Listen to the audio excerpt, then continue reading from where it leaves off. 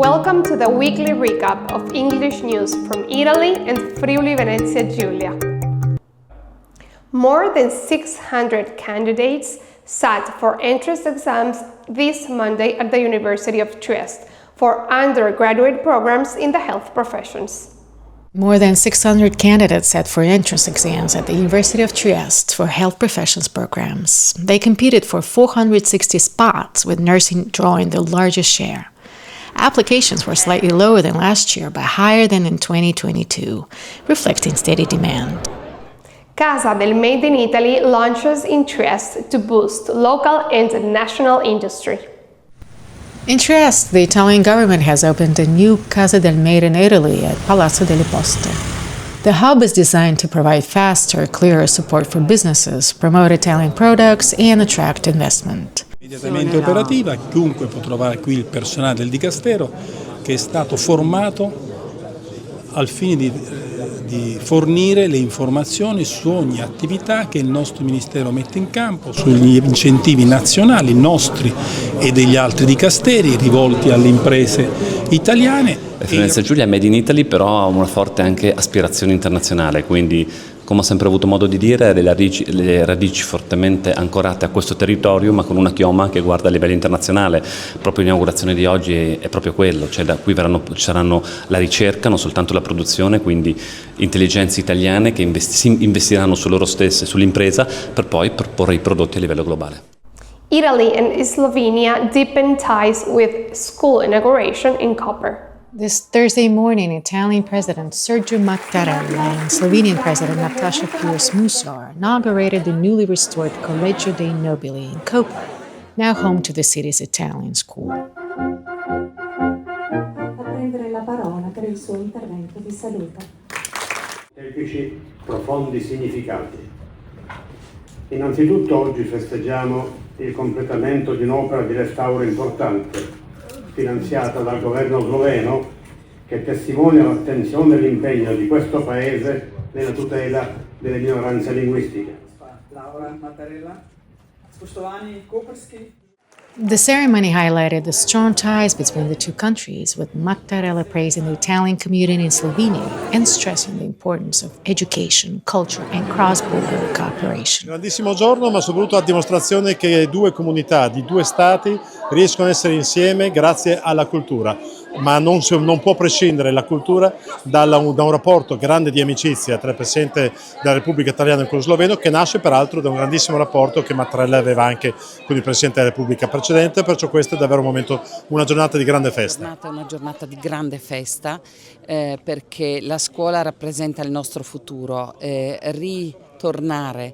Vedere che la minoranza italiana ritorna in questo magnifico palazzo, che vi ritornano i giovani, che ci sarà ancora questo intreccio di lingue sloveno e italiano, è importantissimo. We are very proud to be here today.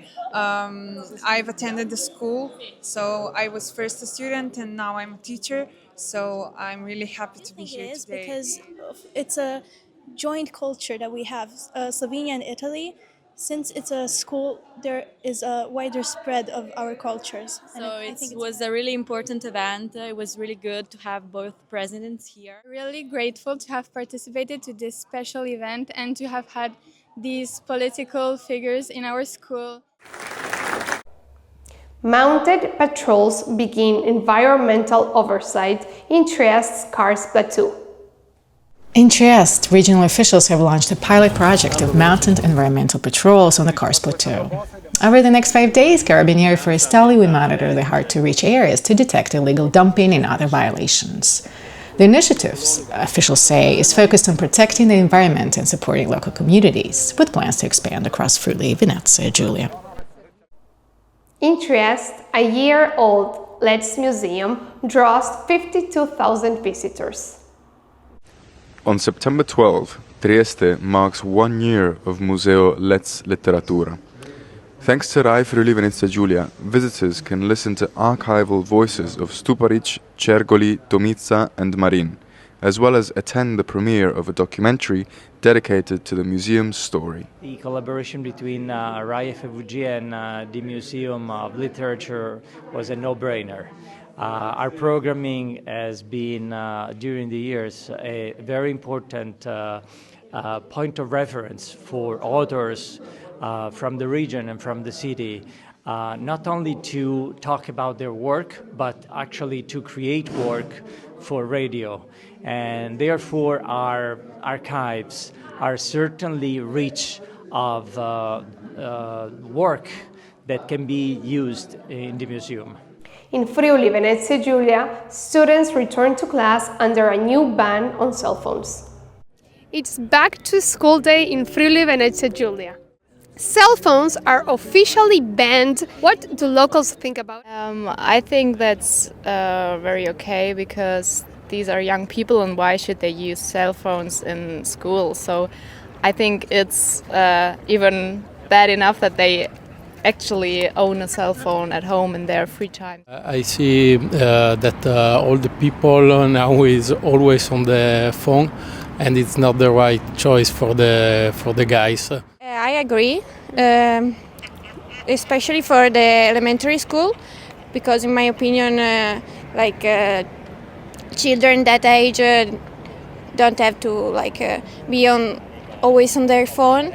In middle school, is more comprehensible to have a cell phone, especially if you live far away from the school, so you can contact your parents or something like that. Because sometimes it's a matter of security and safety as well for every individual, but they should be constrained for sure. They could limit the usage, no social media, but prohibit the phone for 100%. I would not agree.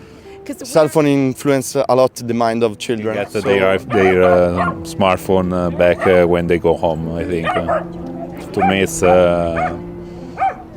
I'm fine with that. On social media, I can see how it can be distracting. My mom's a guidance counselor at my old middle school, so I know she can sometimes come into those situations a lot at her school. So I think at the younger ages, I can see, yes, I agree with that, but I think at middle school it can be a little more lenient instead of just completely taking away phones. Yeah. Friuli Venezia Giulia and Teatro Verdi launch world premiere of Fedeli d'Amore for Go 2025.